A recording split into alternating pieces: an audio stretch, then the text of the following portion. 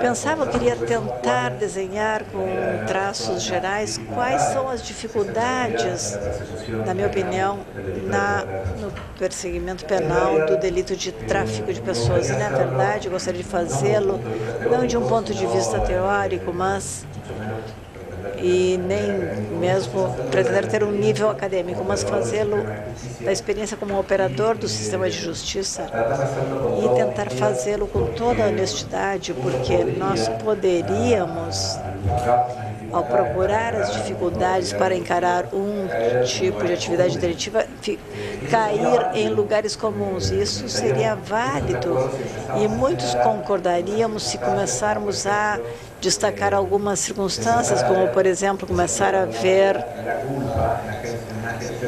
a culpa em agências diferentes do sistema de justiça. A culpa no que se refere à problemática ou à dificuldade de abordar o tema de tráfico de pessoas. E uma dessas poderia ser, por exemplo, desde o início, dizer, bem, o sistema se nutre pela atividade das forças de segurança. A primeira coisa que podemos perceber é uma falta de treinamento da força para a abordagem da temática. E poderíamos trabalhar muito com isso.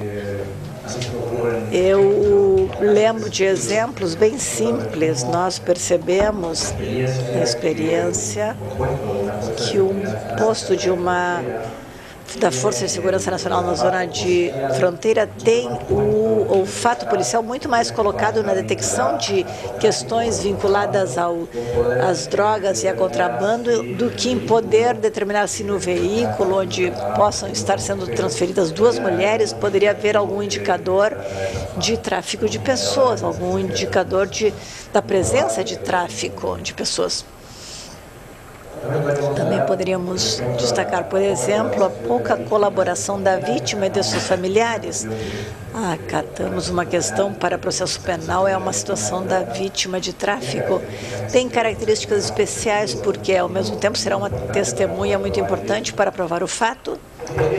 E poderíamos continuar assim, assinalando alguns aspectos que considero poderiam ser vistas como alheias ao sistema judiciário, mas eu dizia que eu quero abordar isso com total sinceridade para que todos possamos nos sensibilizar e repensar nessa questão.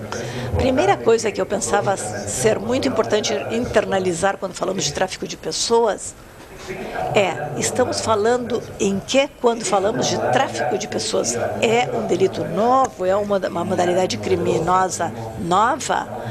Estamos na presença de alguma coisa que foi inventado há pouco?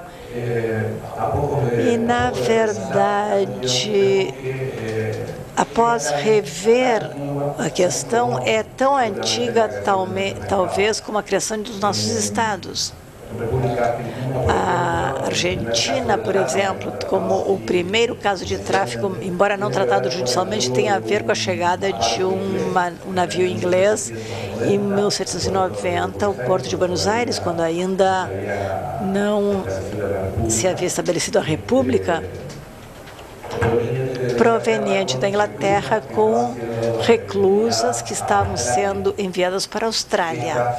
Estas, por um defeito no navio, tiveram que descer no porto, foram vendidas, exploradas sexualmente em Buenos Aires, nessa época do virreinato do Rio da Prata.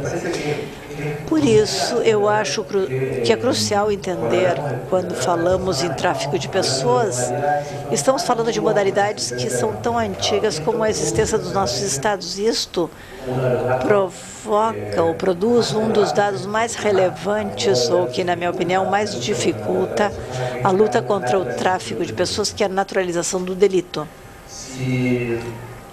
Se analisarmos as nossas legislações, veremos que são mais ou menos semelhantes no que se refere a que começamos a falar em tráfico a partir da convenção do chamado Protocolo de Palermo e a adoção pelos nossos estados de legislações internas que são adquiridas e incorporam legislativamente ao catálogo de cada norma de cada estado.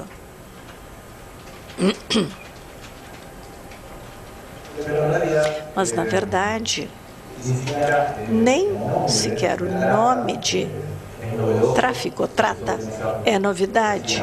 Começou a ser usado agora, como dizia o protocolo de Palermo, mas nós temos assinado um convênio justamente contra o tráfico de pessoas, que é do ano 49, que teve impacto na legislação interna quanto à modificação e à penalização do subjugo e da exploração da prostituição alheia.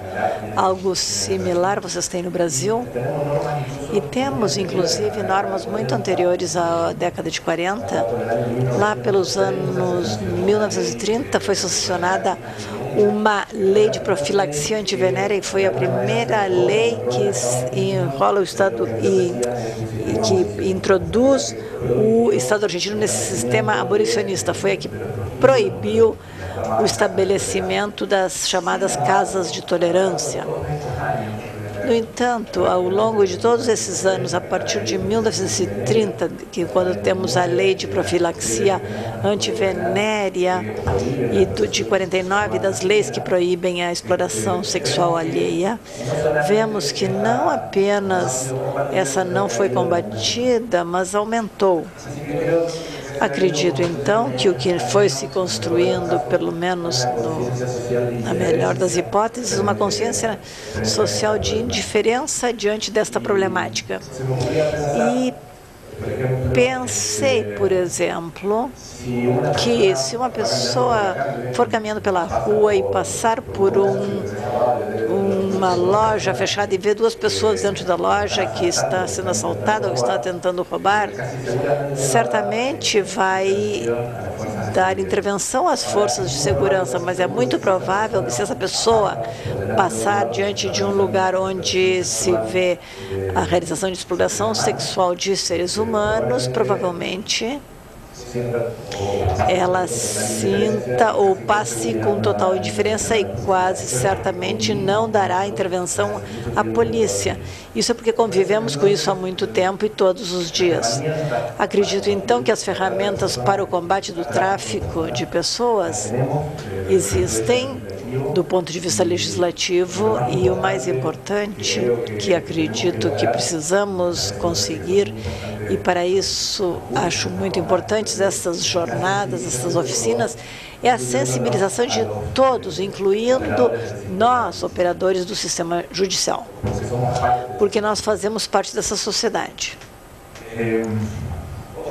Outra das questões que também ouvi aqui, e é uma problemática também comum a nós, é que, embora tenhamos toda essa legislação que proíbe a exploração sexual alheia, a nova lei de tráfico está fazendo parte do sistema de competência federal. Com isso, temos um problema de competência de âmbitos, e se gera problemas, porque a discussão das competências pode tender a congelar a causa até que ela seja resolvida. No nosso sistema, a resolução entre um juizado da província e um federal tem que ser resolvida pela Corte Suprema. E isso implica um tempo longo que prejudica as possibilidades de uma maior eficiência no trabalho da perseguição penal do tráfico. Nisso, o que fez o Procurador-Geral foi modificar, para evitar que isso tenha um impacto como uma grande dificuldade, as pautas com que se lidavam ou os critérios usados na distribuição das competências. A competência federal na Argentina, assim como para vocês, é de exceção nos estados provinciais e age quando não há um interesse nacional comprometido por um mecanismo de exclusão. Precisa primeiro trabalhar o juiz da província e determinar que efetivamente há um interesse nacional afetado para poder remeter a causa para o juizado federal. O que está se fazendo agora é mudar com o tráfico de pessoas, mudar essa perspectiva e exigir que seja a Justiça Federal que trabalhe primeiro diante de um eventual caso de exploração sexual ou um caso de redução à servidão e verificar se não ocorrem os indicadores que cabem ao tráfico para, posteriormente, no caso de negatividade, passar para a justiça ordinária a causa. Outro ato importante e que realmente nós, como sistema de justiça, não estávamos conscientizados de trabalhar, o tema é ir atrás do produzido do delito. O colega falava sobre a importância de quebrar as pernas financeiras das organizações. E, embora nós tenhamos mecanismos previstos na legislação para fazê-lo, eu reconheço que é uma grande dificuldade do ponto de vista prático encarar muitas vezes as investigações financeiras, que no arcabouço de uma causa tem que acompanhar o delito principal. Isso gera aumento do tempo que, inevitavelmente, é um obstáculo para a investigação do fato principal e não é usado. Mas no sistema federal nós temos um tema que é que os delitos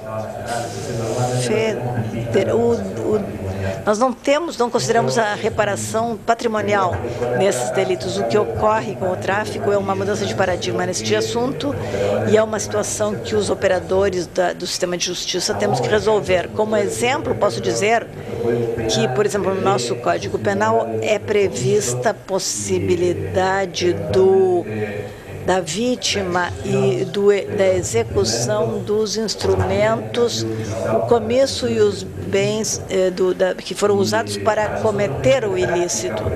E para nós é prática, num caso de contrabando ou de narcotráfico, proceder ao sequestro do automóvel que está transportando a mercadoria ilícita, mas num caso de tráfico de pessoas, até agora não vimos que esses problemas tenham sido resolvidos com o mesmo critério, ou seja, sequestrando o veículo, do transporte das vítimas. Ou um caso ainda mais relevante, que é o de produzir uma medida cautelar sobre o imóvel onde são exploradas as vítimas. Sobre isso, estamos recebendo instruções permanentemente, que nesse sentido vem trabalhando muito a UFASE também, de que se leve em conta e se trabalhe sobre a possibilidade de incautar os bens num primeiro momento da investigação para tentar conseguir, digamos assim, satisfazer em algum momento esse ponto. Me parece, além dessas questões que estou relatando de maneira geral, me parece importante me deter um pouco sobre a questão da vítima, porque a vítima do tráfico de pessoas é uma vítima especial e que para o sistema de justiça causa problemas especiais. O nosso sistema penal prevê para a vítima questões muito essenciais, como o direito a ser informada, de como está o andamento do processo e a possibilidade de ter algum tipo de resguardo com relação à sua saúde, amplo, psíquico e físico, e a possibilidade de resguardar também a sua família. Mas a adoção da legislação internacional na matéria, ou seja, o Protocolo de Palermo e também o seu protocolo adicional, elevou esses estándares, esses padrões e normas, e hoje nós temos uma situação totalmente diferente aí, e coloca a vítima com direitos, por um lado, e obrigações do Estado, de outro ponto de vista, que, em princípio, pareceriam como alheias ao sistema de justiça, pareciam enrolar-se mais numa questão de política social. Por exemplo, a necessidade de dar um lugar de residência para que possa viver uma vez que é resgatada e, na verdade, isto tem sido uma grande dificuldade, porque o sistema penal, o único lugar que tem para colocar uma pessoa é justamente um lugar de prisão, e é justamente onde não tem que ir uma vítima de tráfico de pessoas. Então, por exemplo, num caso particular que nós tivemos, uma força de segurança teve que colocar o seu apartamento particular e adaptá-lo para que as vítimas vivessem ali durante o momento em que a causa tramitou. Por sua vez, deve-se dar também um outro tipo de resposta, e isso me parece que é ainda mais complicado. Como reduzimos a situação de vulnerabilidade da vítima?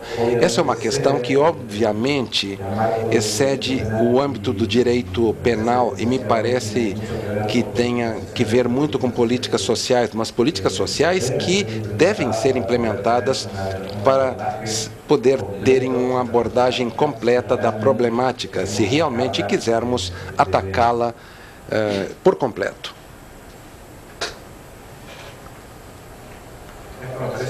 Bom, isso me parece muito importante também com relação à vítima, porque ontem eu escutei duas frases que ficaram gravadas de forma muito forte, que não se pode sair do papel da vítima, disse um dos painelistas ontem, e que não se repara. Bom, justamente a reparação, parte da reparação que eu mencionava era isso, de buscar os elementos de possibilidade de extração econômica da própria organização criminosa que explora para, de alguma forma, poder fazer uma reparação econômica para a vítima, o que, para nós, ainda no nosso processo penal federal, é totalmente novo. É alguma coisa que nós não fazíamos e que hoje nós temos diretrizes para encarar isso dessa maneira.